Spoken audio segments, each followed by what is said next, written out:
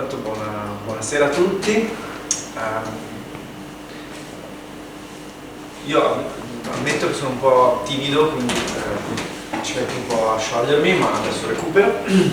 E no, la domanda appunto a questo punto di partenza penso di poter rispondere un po' a tutte le cose che mi hai chiesto, cioè il primo incontro serio, diciamo, con un'attività teatrale formativa l'ho avuto alle superiori, dove facevo un corso nel mio liceo, che era appunto un liceo di Padova, al Curiel, tenuto appunto da un regista, e mi ricordo ancora che il primo lavoro che abbiamo fatto, la prima lezione che abbiamo cominciato a lavorare sul quadro delle meraviglie di Prévert. Ed è stato quello l'incontro appunto con il teatro dal punto di vista appunto attivo, e poi da lì piano piano questo interesse si è trasformato in qualcosa di più, quindi in una formazione su cui ho investito anche più tempo, e poi piano piano è diventato anche un lavoro. Finita la scuola superiore, dove ho seguito tutti gli anni un corso appunto di recitazione, in realtà ho cominciato a lavorare per quella compagnia. Cioè la compagnia che teneva quel laboratorio mi ha permesso di seguire dei corsi di, diciamo, approfondimento in cambio del lavoro. Quindi d'estate facciamo spettacoli di teatro di strada, e quindi in particolare facevamo commedia dell'arte e degli spettacoli di Ruzzante, e quindi d'estate ho cominciato a lavorare come attore, e poi facevamo anche molti spettacoli per le scuole, finché ho fatto uno spettacolo con dei giovani attori che si erano appena diplomati alla Scuola del Piccolo di Milano, e con la regia di De Bosio, che è un vecchio regista ormai ultra novantenne, ma all'epoca comunque aveva già 75, e questi ragazzi mi hanno detto: ma perché non provi a fare la scuola di teatro del Piccolo? E io ho detto: ah, veramente c'è una scuola di teatro del Piccolo? E il mio approccio è sempre un po' naif, ecco, diciamo. E quindi sono andato a fare appunto i provini un po' per scherzo, un po' così per tentare la sorte, e sono stato preso.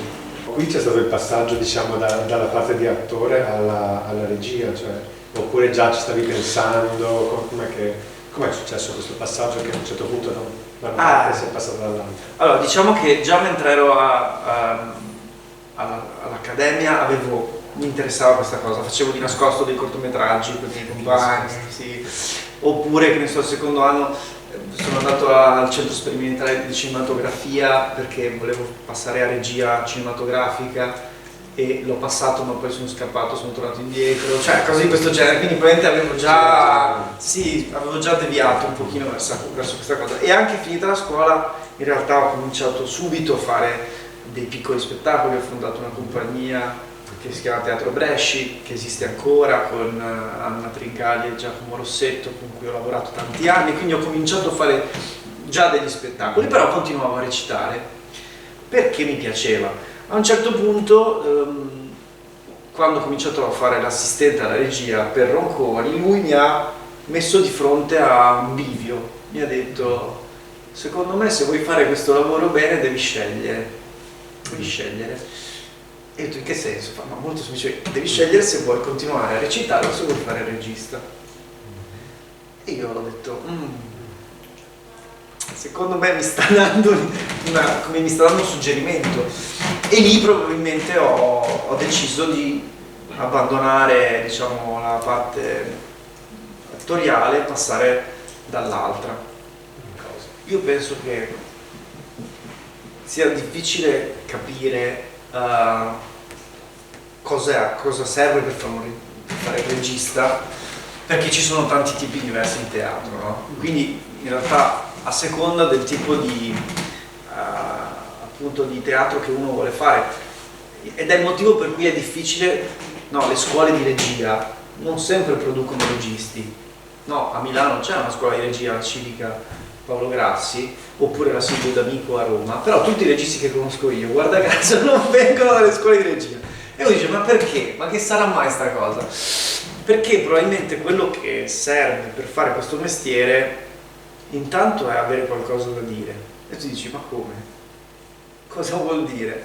Vuol dire che devi avere la necessità di dire qualche cosa con gli spettacoli che fai, non può essere solo un'esibizione, perché è talmente uno sbattimento che o hai questa voglia o non ti conviene farlo, ok? Quindi la prima cosa che mi viene da dire è che per fare il regista devi avere qualche cosa, devi avere uno sguardo sul mondo, devi avere una curiosità sul mondo.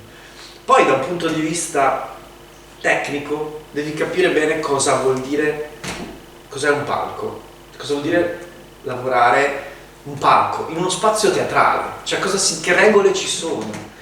Una delle cose che mi fa più impressione è quando si smonta uno spettacolo teatrale, l'ultima recita, e il palco che prima è un mondo scompare, no? E torna a essere un palco vuoto, come questo. Allora dici, ma dov'è finito questa cosa che è successa? Dov'è finita? Per me è finita nella memoria, e la memoria è il cervello degli spettatori, il cuore, non so come dire. E quindi io so che non posso stare senza, cioè sono male, e quindi non potrei fare diversamente. Questo non dice niente della qualità di quello che io faccio, però della necessità sì, cioè io sono felice.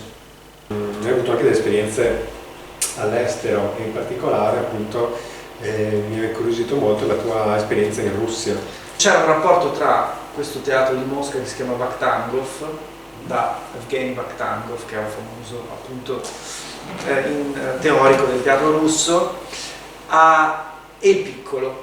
Volevano Tony Servillo, che aveva fatto una regia di Goldoni al Piccolo, ma Servillo gli ha detto per i soldi che mi date attaccateli. A quel punto il Piccolo ha detto ma ci sarebbe anche un altro regista che ha fatto Piccolo. E allora dicono chi è? Si chiama Sangati. Ah, ma è quello che ha fatto a San Pietroburgo le donne gelose? Sì, ah va bene, allora ok.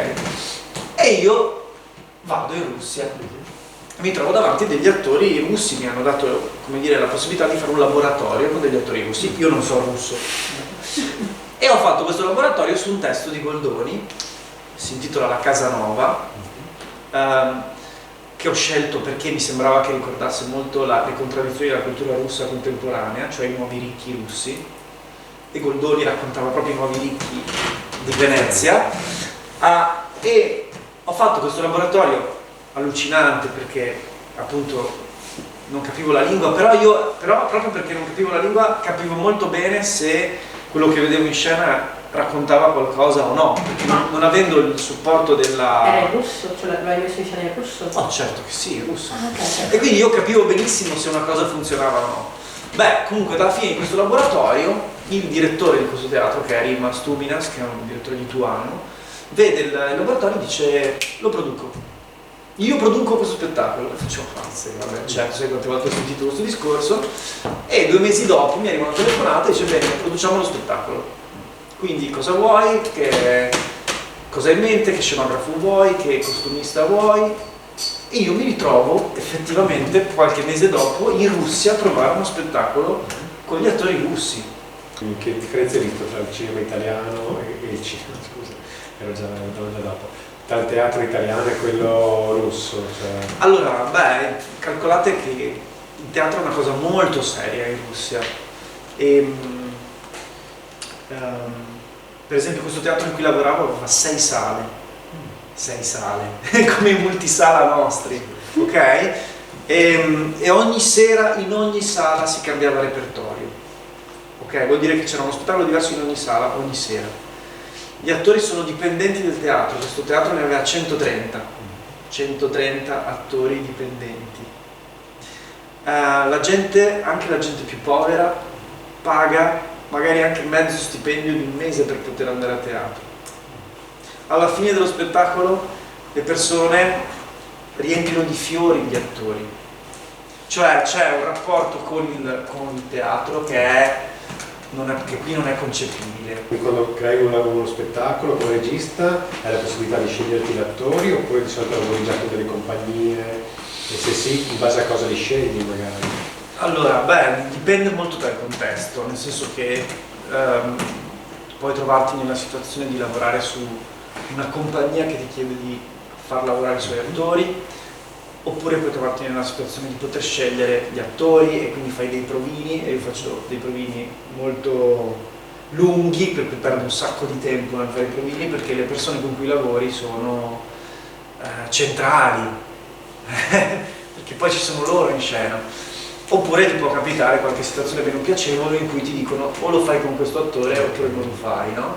E poi lì tu devi decidere, a volte ho detto di no, a volte ho detto di sì, ho calcolato che magari con quella persona mi interessava lavorare, però diciamo la condizione ideale è quella di...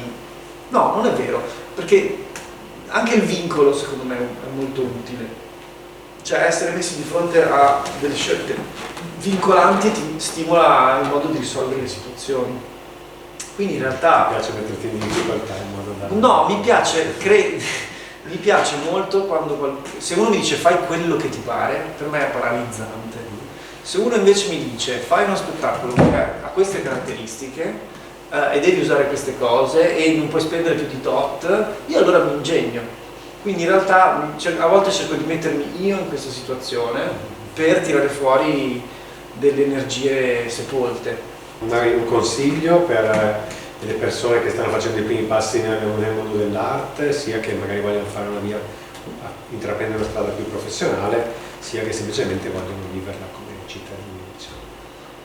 Ma allora, per chi vuole intraprendere questa professione, i consigli che mi sento di dare sono di essere contemporaneamente umili e ambiziosi. Mi sembra una bella contraddizione. Umili perché non c'è niente di peggio nel mestiere dell'arte di credersi chissà chi. Io le persone, gli artisti che ho incontrato che mi hanno insegnato qualcosa erano persone umili. Ambiziosi perché accontentarsi è, come dire, è pericoloso, cioè nel senso che bisogna mettersi alla prova. Io dico sempre cercare di mettere l'asticella in alto, un sogno nel cassetto. Ma sono talmente tanti che non saprei, temo che... 3 sogni nel cassetto, esageriamo. 3 sogni nel cassetto. Sono 3. Mi piacerebbe fare uno spettacolo a Siracusa, al Teatro Greco di Siracusa, cioè affrontare una tragedia greca come si deve, facendolo con tutti i crismi. Ti interessa per lo spazio, per come è fatto? Proprio per il rito, cioè l'idea di fare qualche cosa in uno spazio che è teatrale che esiste da appunto 2000 anni, per me è la dimostrazione che è un mestiere eterno. Quindi proprio credo che sia andare all'origine, ecco, di che cos'è il teatro. E poi altri sogni in cassetto.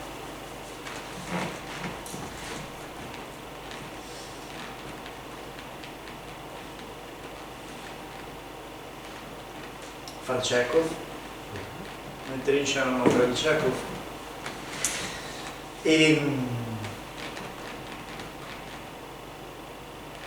no, e poi basta, e poi metto proprio una busta vuota in cui non so che cosa c'è, cioè sì, una cosa che te la tieni in sì, no, mi tengo proprio il vuoto di qualcosa che mi arrivi, cioè voglio un imprevisto.